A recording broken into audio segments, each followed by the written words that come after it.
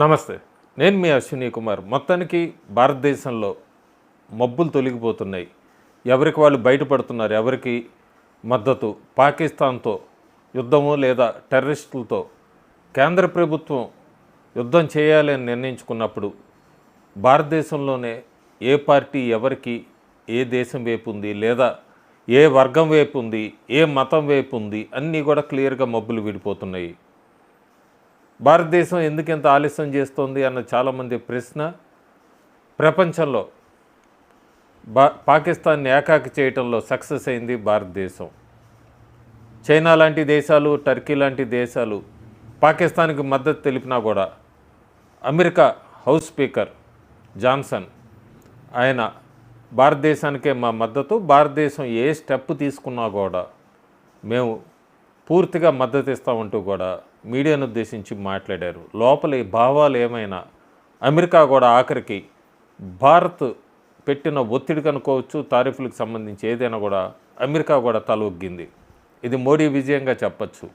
ఇంకా ఎకానమీ పరంగా కూడా ఎప్పుడు చెప్పినట్టుగానే ఎకానమీలో ఒక టార్గెట్ పెట్టుకొని ముందుకెళ్తోంది మోడీ ప్రభుత్వం. ప్రస్తుతానికి ప్రపంచంలో 4వ స్టేజ్లోకి వచ్చింది. లార్జెస్ట్ ఎకానమీ 2025లో 4th ప్లేస్కి వచ్చింది భారతదేశం. జపాన్ని దాటి వెళ్ళింది.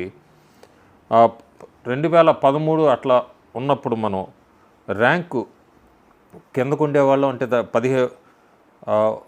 11-12 స్థానాల్లో ఉండేవాళ్ళం. 7 స్థానాలు జంప్ అయింది ఈ 12 సంవత్సరాల్లోనే. 4వ లార్జెస్ట్ ఎకానమీకి వెళ్ళాము. త్వరలో 2027లో target 3rd largest economy in world అన్న వైపుకి దూసుకెళ్తుంది భారతదేశం. ఇలాంటి పాజిటివ్ పాయింట్స్ తీసుకోరు. పాజిటివ్ పాయింట్సే కాకుండా విమర్శలు ఎలా ఉంటాయంటే 5 ట్రిలియన్ అనుకున్నారు, 4.87కి టచ్ అయింది 2025, 4వ స్థానంకి వెళ్ళింది. 5 అన్నారు కదా, మీరు 5 టచ్ చేయలేదుగా అన్నది ప్రతిపక్షాల విమర్శ. ఇంకో పక్క ఈ ఇండస్ ట్రీటీ దీనికి సంబంధించి కూడా మనం నీళ్లు నిలుపుదల చేస్తున్నాము, ఇండస్ వ్యాలీ ట్రీటీని ఒప్పందాన్ని రద్దు చేస్తున్నాము అన్నప్పుడు విశ్లేషకులు, మేధావులు లేదా ప్రతిపక్ష నాయకులు అందరూ కూడా టీవీ ఛానల్లో హోరెత్తిచ్చారు. ఇది ఏమన్నా ఆషామాషి 15 సంవత్సరాలు పడుతుంది ఇదంతా ఆపాలంటే, ఈ ఒప్పందాన్ని రద్దు చేయాలంటే, నీరు ఆపాలంటే 15 సంవత్సరాలు సమయం పడుతుందంటూ కూడా స్లైడ్స్తో ప్రజెంటేషను టీవీలు పెట్టి ప్రజెంటేషన్స్ ఇచ్చిన మేధావులందరూ కూడా కేవలం కొన్ని గంటల్లోనే మొత్తం కూడా వాటర్నంతా ఆపగలిగినాయి. అవే మీడియాలు ఈరోజు మళ్ళీ కూడా బ్యానర్ హెడ్డింగ్లు పెట్టి వేసినాయి ఇండస్ వ్యాలీ ట్రీట్ దానికి సంబంధించి సక్సెస్ అయింది భారతదేశం అని.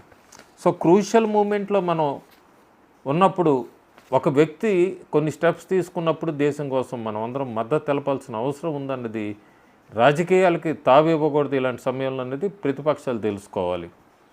అందుకే ప్రస్తుతానికి 7వ తారీఖు మాక్ డ్రిల్ నిర్వహించబోతున్నారు చాలా రాష్ట్రాల్లో. తెలుగు రాష్ట్రాలకి సంబంధించి మే 7వ తారీఖు హైదరాబాద్ ఉంటుంది, అట్లాగే ఆంధ్రప్రదేశ్లో వైజాగ్. వీటికి సంబంధించి మాక్ డ్రిల్ కూడా నిర్వహించబోతుంది. ఇప్పటికే ఎంహెచ్ఏ అన్ని రాష్ట్రాలకు కూడా డైరెక్షన్స్ ఇచ్చింది, ఎలా ఏంటి అనేది అంతా కూడా. ప్రస్తుతానికి భారతదేశం ఒక పక్క పాకిస్తాన్ని ఆర్థికంగా అన్ని రకాలుగా దెబ్బ కొట్టడమే కాకుండా ప్రపంచ దేశాల మద్దతు కూడగట్టుకుంటంలో కూడా సక్సెస్ అయింది. ఆఖరికి యునైటెడ్ నేషన్స్ సెక్యూరిటీ కౌన్సిల్ కూడా యుఎన్ఎస్సి పాకిస్తాన్ని చివాట్లు పెట్టింది. మీరు ఈ ఫాల్స్ ఫ్లాగ్ అంటే భారతదేశమే చేసింది పహల్గామ్ టెర్రరిస్ట్ అటాక్ అని ఇవన్నీ చెప్పకండి, మాకు క్లియర్గా సాక్ష్యాలు ఉన్నాయి, మీరు ఇన్వాల్వ్ అయినట్టుగా. అట్లాగే మీకు లష్కర్-ఈ తోయిబాతో అలాంటి టెర్రరిస్ట్ గ్రూపులతో కూడా సంబంధాలు ఉన్నట్టుగా మాకు అన్నీ క్లియర్గా ఉన్నాయి అంటూ కూడా యునైటెడ్ నేషన్స్ సెక్యూరిటీ కౌన్సిల్ పాకిస్తాన్కి చెంపదెబ్బ కొట్టినట్టు అయింది. అంతేకాకుండా చాలా టఫ్ క్వశ్చన్స్ అడిగింది యునైటెడ్ నేషన్స్ సెక్యూరిటీ కౌన్సిల్. అక్కడ కూడా పాకిస్తాన్ ఒంటరి అయింది. ఈ విషయంలో పాకిస్తాన్ని ఒంటరి చేయటంలో మాత్రం ఇండియా సక్సెస్ అయిందని చెప్పచ్చు మనం. Thank you.